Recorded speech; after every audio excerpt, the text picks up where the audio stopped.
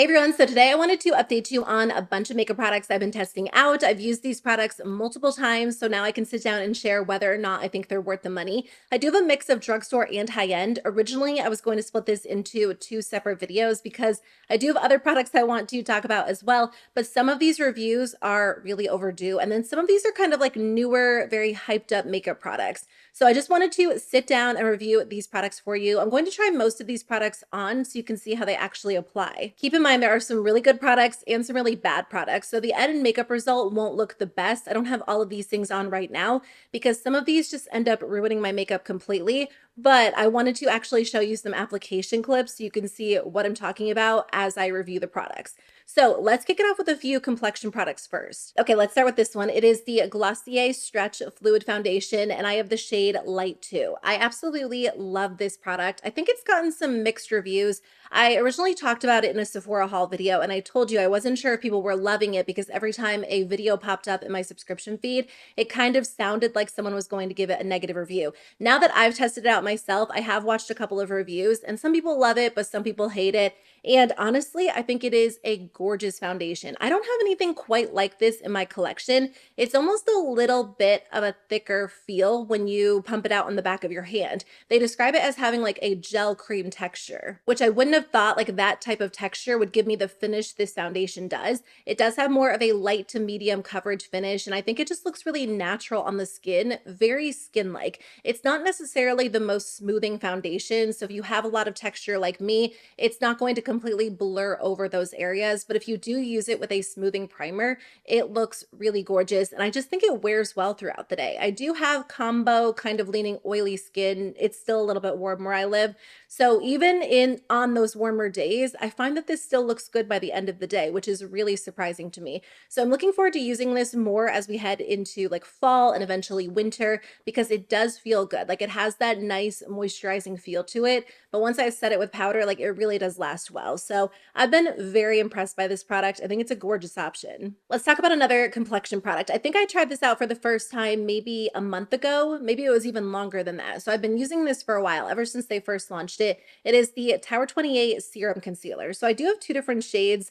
DTLA is a little bit light for me, so I've actually been using the shade EP, which I feel like is the perfect shade match. I didn't expect to like it as much as I do. Like the first time I applied it, I was like, okay, it feels hydrating, it's very thin, it blends out nicely, it looks good, but I didn't know that it would last on my skin really, really well and that it would have the coverage it does, because typically when I try more of a hydrating concealer, it almost shears out a little bit too light. I'm definitely not like a light coverage concealer fan most of the time. If I'm going to apply concealer, I like it to have like a little something there. And this definitely has really good coverage, but it has all the benefits of more of a serum texture where you get that hydrating formula, you get that blendability and that glow. It's so beautiful. Honestly, for more of a like glowy hydrating formula, it doesn't crease as much as I thought it would. I always set my concealer into place with powder, but even still, thinner formulas do tend to crease on me more because they just settle into fine lines. I actually wore this the other day and didn't set it just out of curiosity. And I did end up with a little bit of creasing, but not anywhere nearly as much as I do with other formulas. So I've been so impressed by this. I think they did an amazing job. Like they really nailed that thin hydrating formula, but it still has good coverage and it still wears well. So even if you have oily skin, I think you would enjoy this. I do want to give you an update on a new mask that I recently tried with my UFO 3 by Foreo Sweden. And I do want to say thank you to Foreo for partnering with me on this portion of today's video. I'm a big fan of Foreo. I've been using their products for years. I have a couple of different tools from them, and this one is the UFO 3. It's the newest addition to the UFO collection. It is basically a deep facial hydration device. And the reason why I find this so nice and such an important part of my skincare routine is because unlike traditional masks and moisturizers, this will actually push the ingredients deep into the skin. So you get that long lasting, intense hydration. And it works in just 2 minutes. So it is super quick, really convenient. But like I said, I've been trying out the Youth Junkie Mask. And if you have fine lines or dry skin or dehydrated skin, this is going to be a great option because it definitely targets those specific concerns. I am dealing with more fine lines lines, like specifically between my brows, around my chin. And I also find that when my skin is dry or dehydrated, those fine lines are a little bit more prominent. I also love using this mask with the cryotherapy feature on the UFO 3 because it basically utilizes colder temperatures to also firm and depuff the skin.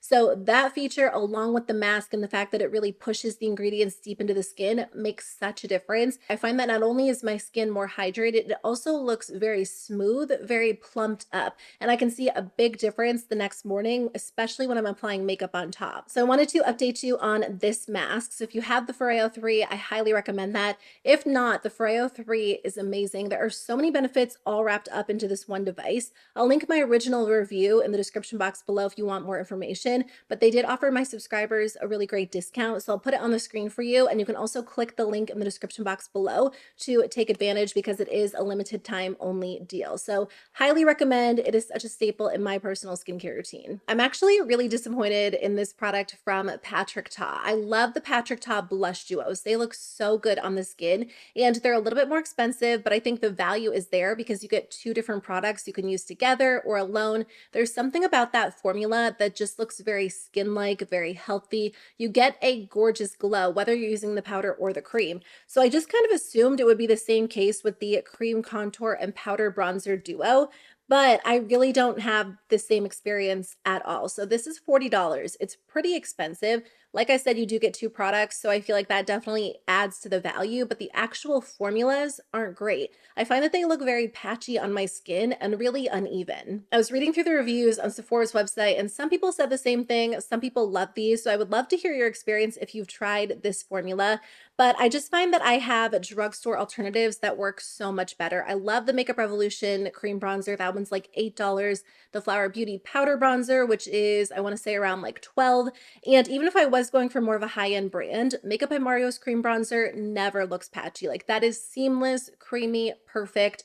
And I'm just underwhelmed as a whole. And a lot of the time when I end up using this product, I'm like, my makeup doesn't look good. I have to go in and add something to kind of touch it up. The other thing I wanted to mention is this formula is definitely more sheer than I thought it was going to be. So I ended up going with a darker duo than I would have if I ordered online. So maybe just keep that in mind if you do plan on picking it up.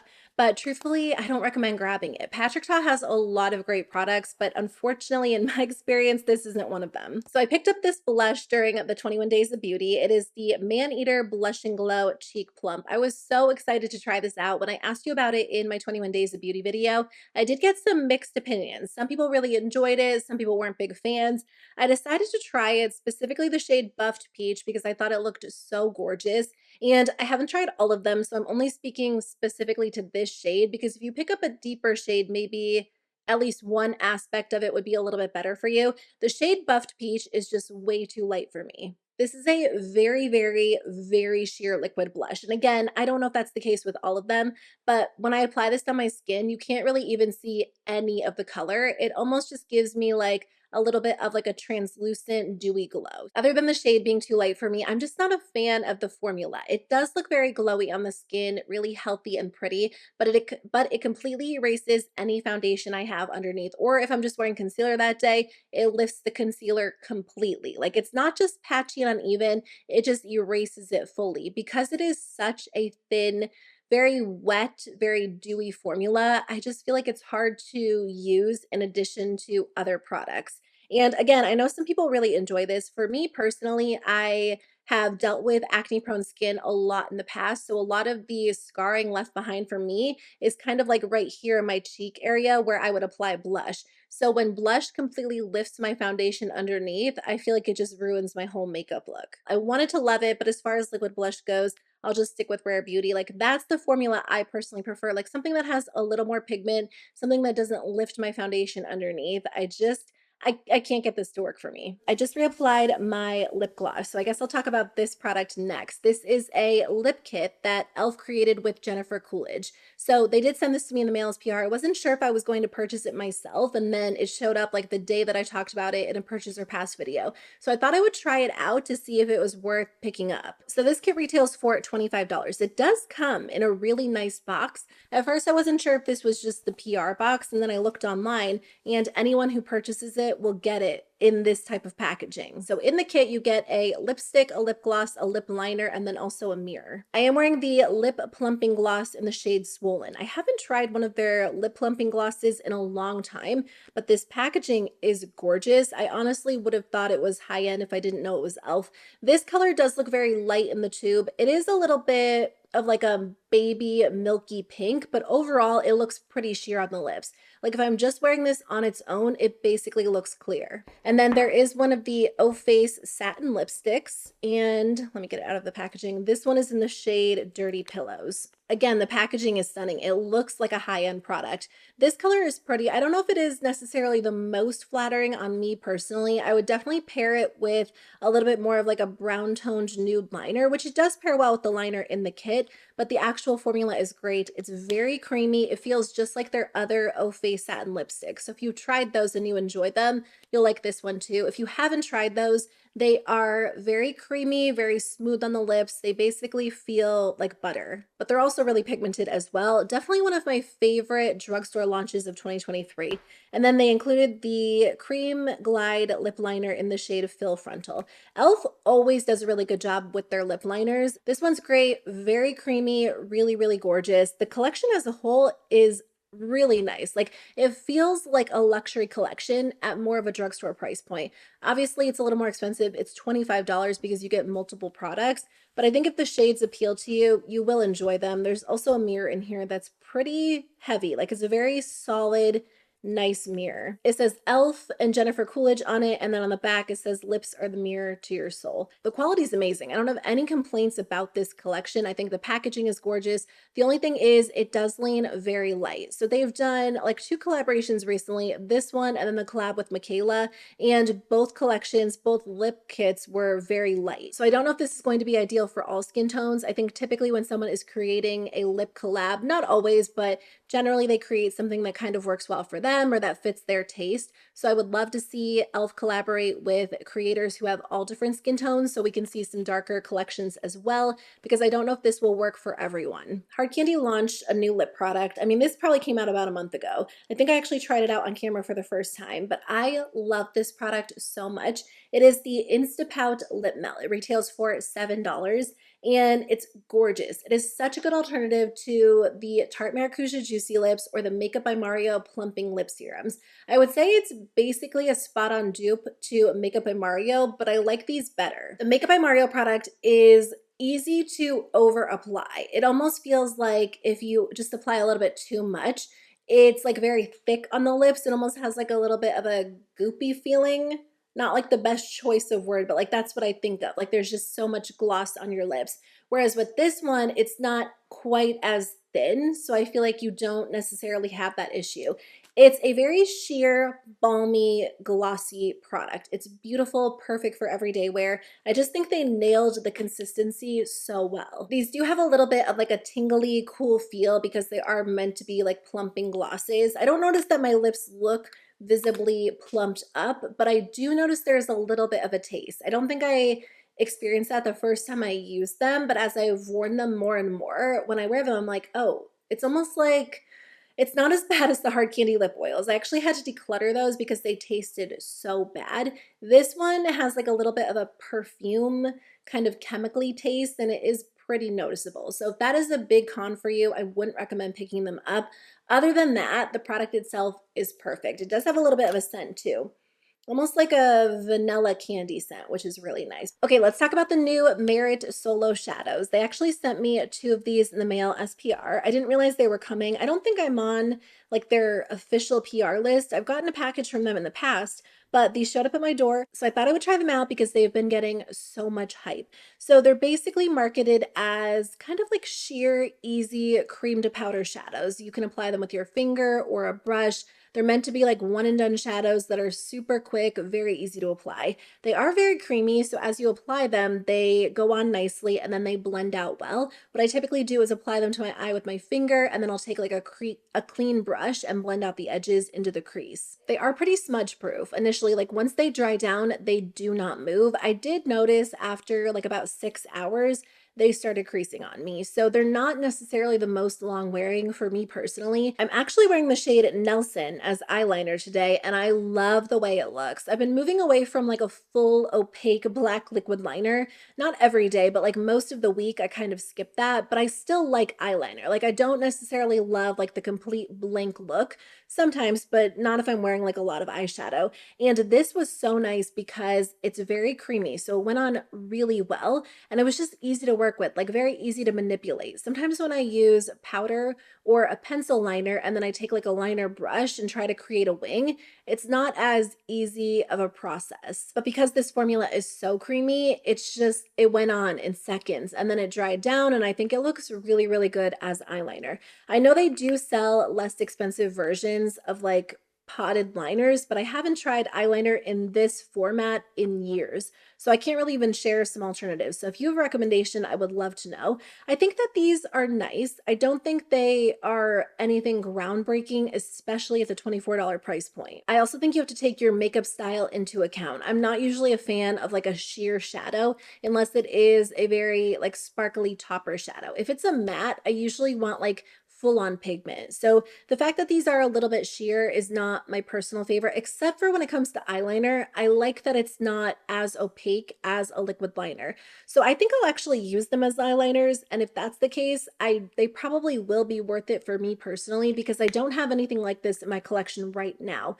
But as far as like a one and done eyeshadow goes, I'm still a powder eyeshadow fan, and I do have other liquid shadows that I like that do last a little bit longer. So the fact that it creased on me after 6 hours was definitely a con. While we're on the topic of eyeliner, I do want to talk about two different liquid liners I've been testing out. So like I said, I don't wear liquid liner every single day anymore. It is something that I pretty much wore like every day without fail, but there are definitely days where I want like a good, intense black winged liner look. And when that's the case, the Fenty one is the one for me. This is the most long wearing eyeliner I've tried. I'm so shocked by how well this one stays in place because, you know, when a brand markets an eyeliner as a waterproof eyeliner, I don't really expect it to be waterproof, which is weird, honestly, but I feel like the word waterproof is used so much when it comes to makeup that I hope that it's somewhat long lasting, but I don't actually expect it to stay in place if I was like taking a shower. But if I wash my face and like rub my eye with this product on, it does not come off. Like it truly lasts all day. If you have extremely watery eyes, very oily eyelids, I think you'll love this. My only issue with this product is when I initially apply it, it does kind of spread out and bleed a little bit. So that obviously is not ideal because when I'm going in, especially like in the inner corner, it will kind of make a little bit of a mess and sometimes it will just get in my eye. Once it dries down, it does not move, but because it is such a rich black liner, I feel like you have to be really careful with it. Otherwise, it can get out of hand very, very quickly and then it's hard to remove and kind of hard to clean up once it's on your eye. But if you are like an expert with liner, if that is not an issue for you, I don't think that will matter. And honestly, when I want my makeup to stay in place, like if it was summer and it was 90 degrees and I was like going to a wedding and I was going to be outside all day, this is the liner I would use because it does not move. I also tried this eyeliner from LA Girl. This one is the Artist Brush Pen Eyeliner. So I will say this one stays in place pretty well. It's not as long wearing as the Fenty one. Oh no, what happened to mine? I think I might have messed this one up. I can't really get the bristles to go back into place. Oh, okay, so this is a little bit of a thicker brush tip than Fenty. You can create a thin line, but overall, I feel like I get almost more dramatic liner when I reach for this one versus other liquid liners I've tried. So if you need a very thin, precise brush tip, I wouldn't recommend this one. But if you do like a little bit of a thicker line, this is nice because it's very fast and easy to apply. You don't have to go over the same area like 2 or 3 times to make your line thicker. It stays in place pretty well, like I said. It's not full-on waterproof, but I feel like for the most part, I don't have any issues with wear time. I've been using the Bare Minerals Highlighting Blush in the shade Mauve Glow. This is so stunning. I love this product. I feel like I haven't been wearing full-on glowy or shimmery blushes a ton lately, and this has me changing my mind. Like every single time I use this, I love the way it looks. You can use this as a blush or a blush topper or a highlighter, depending on your skin tone, your preferences, but the formula itself is so creamy. I thought it was going to be like the exact same formula as the bronzers, but it's better. Those are creamy, but this one takes it to the next level. It's very smooth, so rich, so glowy and intense. And even as someone who deals with texture, I feel like a lot of glowy or almost like, I wouldn't call it like a full-on metallic, but you'll see when I swatch it, like almost products that give off that metallic vibe will just completely enhance texture. Not this one. Like this is the perfect glowy blush if you have textured skin because it makes everything look incredibly smooth. This next product shocked me. Like I did not expect to like this product at all, let alone as much as I do. And I was like, I'll try it out, but I'm sure it won't work for me. It's the Too Faced Better Than Sex Foreplay Mascara Primer. So the Too Faced Better Than Sex mascara is so overhyped, in my opinion. I've tried it a lot over the years, and every time I try it, I'm like, it's fine, but it really isn't anything groundbreaking, in my opinion. This product, however, is so good.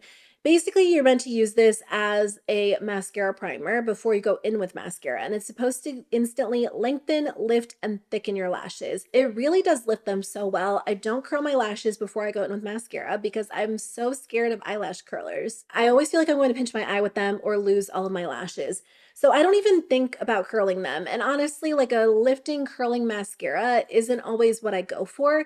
But after using something like this, I feel like I should, because when I apply this, they're instantly lifted. Like it makes them look longer because it does lift them up and it does curl them. So it just kind of opens up my eye. On top of that, it makes my lashes look so thick. So when I apply mascara, I feel like I have twice as many lashes as I normally do. So today I'm wearing the Tower 28 mascara on top of this, and I went in with so much less mascara. Like I applied one coat of the Tower 28 mascara on top of this because I feel like this really did boost my lashes. Now, my only issue with lash primers is, especially high-end lash primers, it's like you're paying for like a whole separate mascara. So whether or not it's worth the price, that's definitely up to you. I did get this in the mail as PR because otherwise I would not have purchased it myself. But when I run out of this, I will repurchase it because it is so good. I don't know if it's something I'll repurchase every time. It's hard to justify like buying a high-end mascara and a high-end primer because that's something I'll go through quickly. I usually do go through my mascaras like every 3 months, and if not, I do try to switch them out just because I don't want to end up with an eye infection.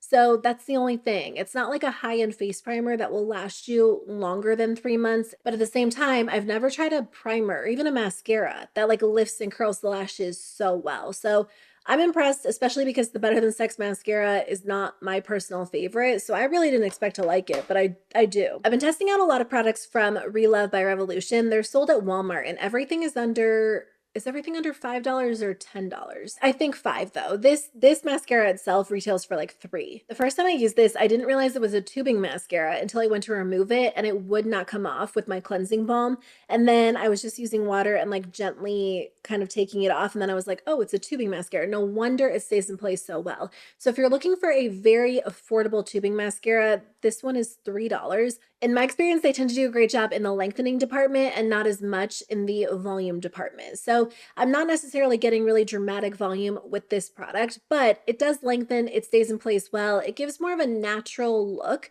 and I think it is a nice option if you do prefer a tubing formula because it's not going anywhere. I talked about these lip products in my Sephora haul, and I wanted to share an update. So my favorite lip product right now is this one from Milk Makeup.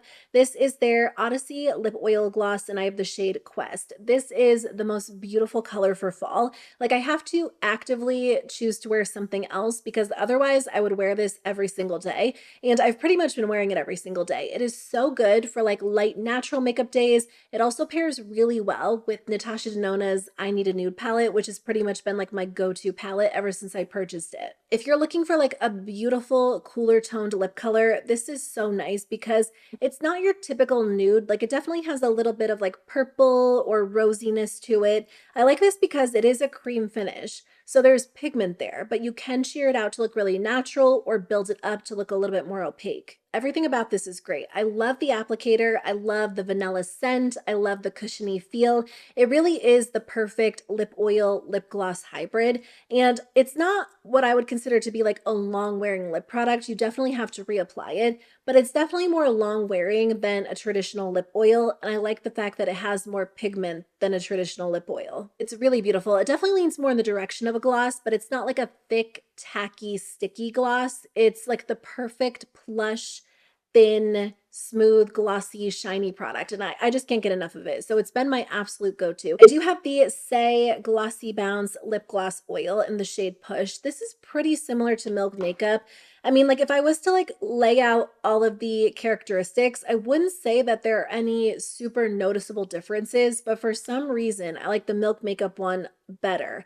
I think it's probably partially the shade and then partially the fact that it has a little more pigment. I love the color Push. If Push came in the Milk Makeup formula, like this cream formula, it would be my go-to as well because I love like the cooler, sheer nude brown. This packaging doesn't feel quite as nice. Like the applicator's fine, but I feel like I like the Milk Makeup one better. And it does have a little bit of a cardboard scent, which is weird. It's not super noticeable. Like once it's on the lips, I can't tell. I love this color. It kind of reminds me of Fenty's Hot Chocolate, but a little bit more sheer. The Saie glosses look pretty similar. Like when you look at them online on the models, there aren't a lot of differences between the colors. So I don't know if I'll go pick up another shade. There's a berry one that looks pretty, whereas the Milk Makeup glosses do vary a little more. But I did grab both of these in person, and I don't know, there weren't like a ton of shades from either formula that were really jumping out at me. I just thought these two colors in particular were perfect for fall, and I do love them. I don't regret either one of these, but the Milk Makeup one, there's just something about it. I feel like it's mainly the color and the fact that it is a cream finish versus like a true sheer product that puts it ahead for me, but they're both great, and I don't think you can go wrong with either one of them. Actually, I'm going to put a little bit of the Milk Makeup gloss on right now because yeah, I just feel like it looks so good with everything. It's so glossy, so pretty. The last thing I wanted to talk about is this product from NYX. NYX does such a good job with brow products, and this is a newer launch. I don't think I've really heard anything about it. It is the Zero to Brow Gel,